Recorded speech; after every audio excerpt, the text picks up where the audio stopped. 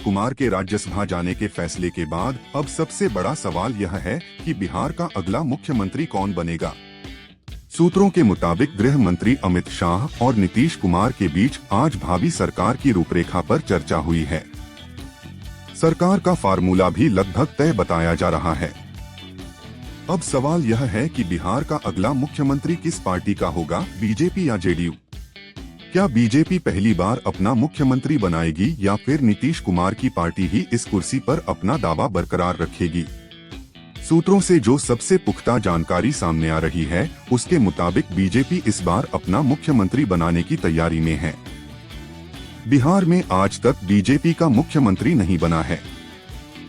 साल 2005 से बीजेपी सत्ता में जरूर रही, लेकिन हमेशा नीतीश कुमार के नेतृत्व में ही सरकार चली। उत्तर भारत में बिहार ही एक ऐसा बड़ा राज्य है जहां बीजेपी लंबे समय से अपना मुख्यमंत्री बनाने का सपना देख रही है। हालांकि बीजेपी के पास कोई एक सर्वमान्य चेहरा नहीं है, लेकिन दावेदारों की कमी भी नहीं है। मुख्यमंत्री की रेस में कई नाम चर्चा में हैं। इनमें कोयरी समाज से आने वाले सम्राट चौधरी, भूमिहार समाज के विजय सिन्हा, ब्राह्मण नेता मंगल पांडे, दलित नेता जनक राम, ईबीसी समाज से आने वाले संजीव चौरसिया और यादव समाज के नित्यानंद राय के नाम शामिल हैं। इन सभी नेताओं की अपनी अपनी ताकत है, लेकिन कुछ कमजोरियां भी हैं। सबसे आगे जिस नाम की चर्चा है वह है सम्राट चौधरी का। सम्राट चौधरी इस समय बिहार के डिप्टी सीएम हैं और गृह मंत्रालय भी संभाल रहे हैं।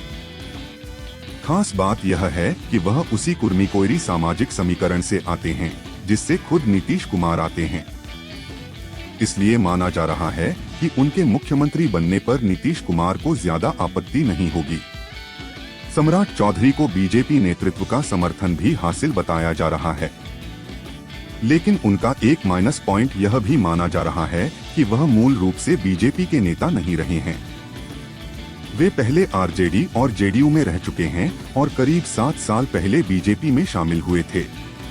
दूसरे दावेदार हैं विजय सिन्हा, जो इस समय बिहार के दूसरे डिप्टी सीएम हैं। विजय सिन्हा लगातार चुनाव जीतते रहे हैं।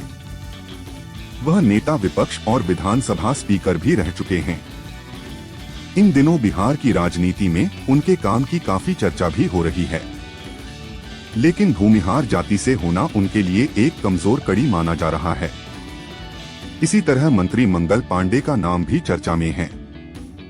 हालांकि अभी तक जो राजनीतिक संकेत मिल रहे हैं उसके मुताबिक बीजेपी इस बार गैर सवर्ण चेहरे को मुख्यमंत्री बनाना चाहती है। दलित समाज से आने वाले जनक राम भी इस रेस में शामिल हैं। वे पहले मंत्री रह चुके हैं और इस समय विधान परिषद के सदस्य हैं। ईबीसी समाज से आने वाले संजीव चौरसिया भी 3 बार के विधायक हैं और उनके पिता गंगा प्रसाद संघ से जुड़े रहे हैं।